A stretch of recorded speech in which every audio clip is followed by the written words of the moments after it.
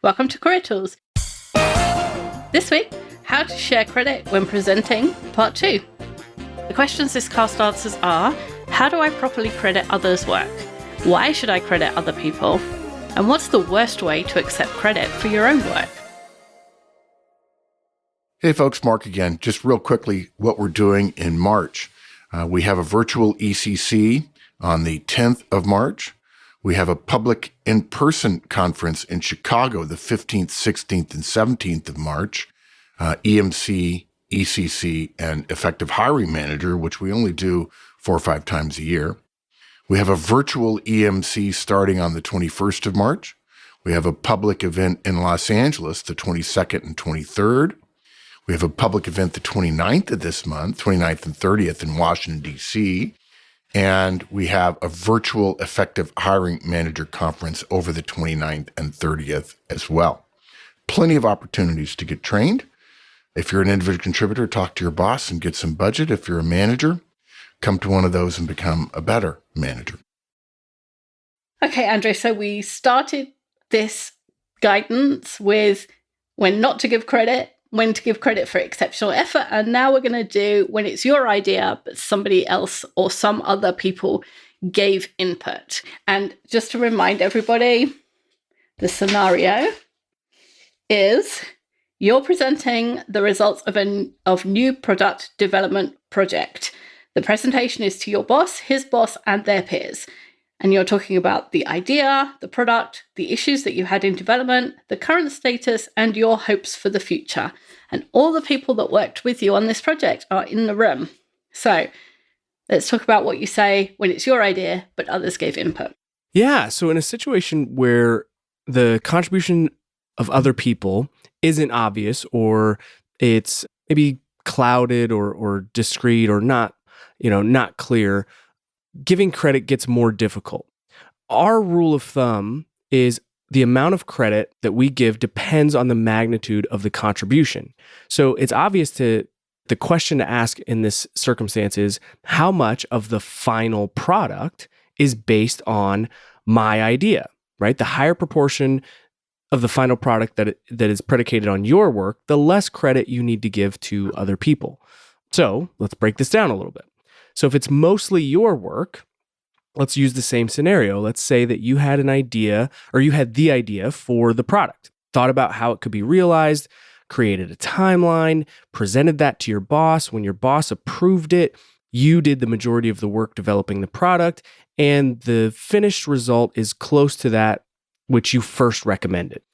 The help you had was peripheral. It was, ancillary, such as other people giving you the access to the facilities that you needed, or a piece of software, that needed provisioned for you to have user access, or someone checking your work, right? You do it, but then they check it. In kind of casual language, normal nomenclature, we would say that this new product is your baby, right? This is your baby. You're feeding it, you're clothing it, you're changing it, right? You're doing all of that stuff. You can tell Andrew has children, right? He knows that list of things. Yes. So in this case, it would be fine to say, I had an idea for a web-based calculator, and I developed a proposal for Julian to approve. He was gracious enough to give me some feedback and some leeway to carry on with my idea. Remember, in this instance, Julian's the boss. We give bosses credit. I created a web-based calculator that allows our clients to more accurately estimate the amount they should be ordering, which is reducing returns. I tested it internally, and I established that the results the calculator gave were accurate. So essentially, we're saying, I did all of this. And even though somebody else might have helped you check those results, it's such a minor part of the majority of that project that it's not worth giving credit. It's probably, if it's like half an hour of somebody's work over a 3-month project, they didn't help you that much. Yeah. And the important thing here is if it's substantially your work, right? You're allowed to take credit for your work. The presentation doesn't need to be about, everyone else when majority of the work was yours. That's okay. It's okay. You should feel fine about doing that. The other situation that we need to talk about is if it's a true collaboration. And this happens a lot in modern organizations, right? There's a big push for more voices and more people involved in the process because in a lot of cases, right, that may sometimes slow things down, but it usually results in a better product. Right. So common circumstances have, one person has an idea, another team member suggested an improvement on the idea, which would make that product, substantially better. Then a third team member helped with the project plan and someone else managed the project, right? Was a project manager and they ran it to completion. 3 or 4 people were the ones that actually created the components. And going back to that first person who maybe also did the product testing. So in this case, when presenting the project results, ensure you want to give the credit to either the specific person or the team that made that substantial contribution to each of those parts, right? As you're talking through the process. So for example, I had an idea for an ordering calculator, and Jenny suggested making it an app that customers could have on their phones, right? That's a great way to do it. David developed a project plan with 3 milestones, A, B, and C. Once we had a solid plan in place, then Jason took on the project management duties and ensured that we delivered on time and on budget. To create the calculator, right, we needed 3 parts. The algorithm, this is what Denise did. Denise created this algorithm. Then we needed an interface, and that Jonas developed the app and kind of figured out how that was going to look from a UX experience. And then Joel programmed it, right? Did all the programming for it. Once we had a working prototype, Jenny commenced the testing as she's the one who has the most experience in this area. Now, these are all examples of things that you would say, but I want to make sure we're clear here because in part 1 we covered this, but it's been a week and you've forgotten. These are not all read. These are not all said at the same time. This is not your final credit slide. Yes. This is throughout the presentation as you're talking through the process and explaining in more detail. You're giving these little blurbs of credit along the way where they fit logically, where it makes sense. So again, spread out, not all on a thank you slide. I just keep giggling at the idea of having a thank you slide and no animals were harmed. Okay, so the most difficult scenario is actually the one you'd think would be the easiest, which is it's all their work. And this inherent difficulty is why directs feel like their bosses don't give them enough credit in public. Not, in most cases, because the bosses don't want to give you the credit. It's because it's actually more difficult than you think. Yeah. Assuming you're an individual contributor, your manager's job is to enable the plans of the executives of your organization. So she develops the tactics and the procedures which direct the individual contributor's actions in order to achieve the plan. This makes giving credit harder because her reasoning is to have you do something, right? Like, I had you do something. That's part of my job. And we don't Right. give credit for what's my job, right? Yes, exactly. So let's change the example slightly just so that it's easier to see this. It's your boss who's responsible for developing 3 new products per quarter, and they're presenting this new product. And they might say something like, I have 3 ideas for you here, or I'm working on 3 products for this quarter, or I'm leading the development of the web-based calculator. And it's not disingenuous, even though I have 3 ideas here. That doesn't say, it does say I have 3 ideas, and it doesn't give the person credit who came up with those ideas, which might not have been his, but he's presenting 3 ideas to an audience. So actually, he does. I have 3 ideas on this slide that I'm presenting to you is actually accurate. Or I'm working on 3 products this quarter. It is true in the sense that his job is to make it come to fruition, to make those products exist by the end of the quarter. Yeah. And doing that, he has to use all the resources. And some of those resources are people and their brains, because that's how companies run. We used a really great analogy in part 1 of this cast about a chef and preparing, a world-class meal. I would say, to use that analogy again, this is kind of like a waiter or waitress coming to your table and saying, I have 3 specials for you. Exactly. They're not making those aren't their dishes. They didn't choose them. They didn't make them. They didn't go buy the carrots. And yet they would say, I have. Yes. Yeah, exactly. Yeah. It's not semantics or splitting hairs, which you could say it was, but it's these phrases that directs take to unfairly mean that their boss is taking credit for work. But it's hard for them because there aren't that many good alternatives. Like, if I said, I have 3 ideas here from my team, like an idea is a single person's idea usually. And so that's not fair because we're saying my team, everybody's getting equal credit, and actually it was one person's idea. So that doesn't help. We could say each person's name. So you could say, there are 3 ideas.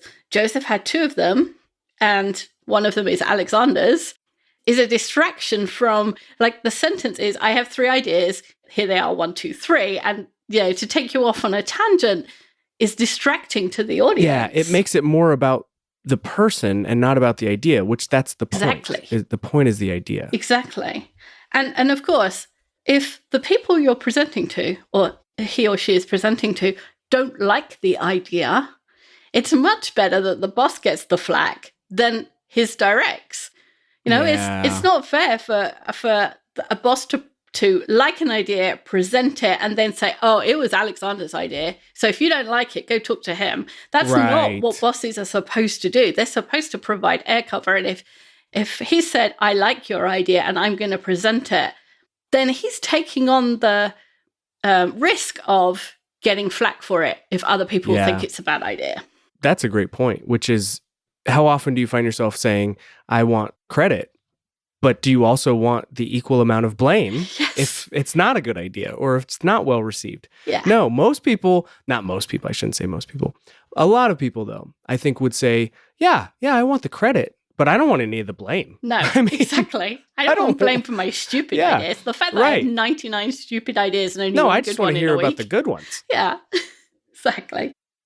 If you're wrestling with this or you're struggling with this concept of, feeling or understanding that your boss is in a little bit of a precarious situation here, and you want the credit, and potentially if they don't say your name, you think that they're trying not to share your credit or your work, we have a great podcast called Assume Positive Intent, and you should check that out. Yeah, that's right.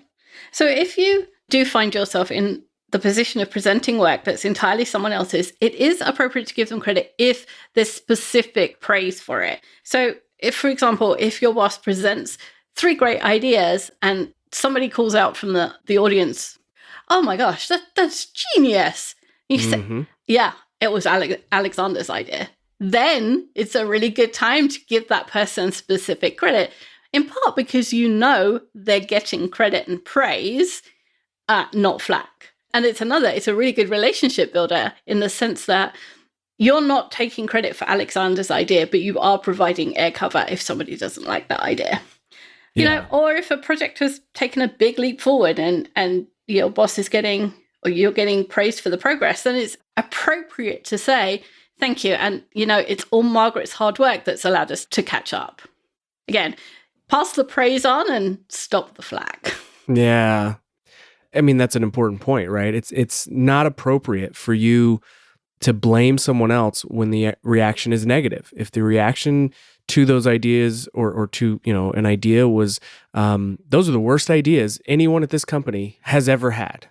Well, then it's not appropriate to say, oh yeah, I know, they were Alexander's and Joseph's. That's apart from anything, you decided to present them. Right, exactly. So if you don't know what the what the reaction's going to be, it's better to just wait for the feedback or a reaction before you give credit specifically to a certain team member. Hey, folks, just another recommendation that you become a licensee, even if you're an individual contributor right now and you're not thinking about becoming an executive tomorrow. You might be surprised how useful executive tools would be to you, learning how executives think, being able to understand some of the rationale and motivations behind what they do, to say nothing of the fact that now licenses include the interviewing series, which is probably our most profitable or popular standalone digital product. We've probably sold, 20,000 of them over the years, it seems like. And with 50 or so podcasts about how to be interviewed with details, down in the weeds details, we find that people get more offers and are more happy with their experience when they prep using the interview series. So please become a licensee. Come to the website and sign up. So now we're going to do what not to say, which is the fun part. So there is a fine line between properly crediting others, false modesty, so it was my idea, but I'm not going to say so, and claiming others' work as your own. And in these examples, we kept the acknowledgement brief because we're talking about, a 10, 15-minute presentation. You can't spend 30 seconds of 15 minutes. Somebody could do the math and I can't. But 15 minutes is not that long to present, and you don't want to spend 30 seconds or a minute of it crediting other people and then miss out something vital to the understanding of that presentation. And the other thing, if you keep it brief, then it stops giving excessive credit to others, which that can make it sound like it's false modesty, that humble brag, which is, I had the original great idea, but Joe, Robert, and Sue and Mary all contributed, right. Which makes it sound like I'm great and they, they're just hangers on. Right. They really got my great idea over the finish line. Exactly. Yeah. Yeah. And don't use the Oscar format unless you're receiving an Oscar. In which case, go for it. Yeah, then great. Good on you. That's fantastic. But the words "I'd like to thank" and words like "I could not have done this without" have really become a cliche beginning to an acceptance speech for an Oscar or a significant award. So using these in a work presentation and, corporate life, it just smacks of narcissism or maybe even just a general lack of understanding of kind of where you are, the circumstances. Internal business presentations are not major lifetime achievement awards. Exactly. And nothing that's within your company is not equivalent to an Oscar, and even outside your company often. Yeah. Yeah. And then on the other hand, in the examples, we were careful not to claim that the work was done alone or that it was completely done by one person. And that's what causes resentment, that people feel like the work has been claimed by someone else. So use we and not I when you had help. Yeah, absolutely. You might have hoped that you could give the show notes for this podcast to your boss and have them properly credit you with the work that they've been claiming. Don't do this either. Again, Wendy mentioned at the beginning of part 1 of this podcast, the only way that you can change your boss is to get promoted twice. If the work is good, people will find out it's yours. In the meantime, though, be gracious, do good work, and look for another job. If you've got the kind of boss that claims your work as his own in a way that is distressing to you, then they're not going to change. You need to find another job. And it occurs to me, I didn't write this in the show notes, but it occurs to me now as we talk about this, even if somebody didn't give you credit for the work that you did, the idea that you had, the project that you brought in on time, you can still put that on your resume. You get to choose what goes on your resume. Absolutely. And if when you're honest with yourself, you feel like that was your accomplishment, then you can still put it on your resume. It's rare for someone to check a resume to the extent that they say exactly this accomplishment, did this person do this? And even if they did check to that extent, companies usually won't tell you. They'll only confirm that the person worked there and the dates. And so, that isn't an encouragement to lie on your resume, but it is an encouragement to think just because you didn't get credit for it where you were, that doesn't mean you can't get credit for it elsewhere. Yeah, the fact that you didn't get credit for it does not make it untrue, right? Yeah. I mean, you could have an accomplishment and no one notices it or nobody says anything about it. It's still an accomplishment. Yes. And so, two things can be true. You cannot get credit and still have something that you could put on your resume. So giving credit is something that done well builds relationships. And it's an opportunity to thank people that have contributed to the creation of something new or the resolution of a problem. And we often think of the problem around credit sharing as I don't get enough. And we don't often think about, do I share enough credit? Do I mention other people enough? And we're probably not doing that. So if this was a podcast that struck you in the heart that, oh, this is some pain I feel because nobody ever gives me credit, think about whether or not you share enough credit, because I'll bet that you probably don't, because none of us do. Absolutely. And it's a good skill to develop. It's something that you can learn and get better at and do and practice. And then at some point, no one will ever feel that way about you, whether you're their boss or whether you're their peer. Thanks, Andrew. Thanks, Wendy. That's all for this week. We'll be back next week with a new topic. Bye, everyone.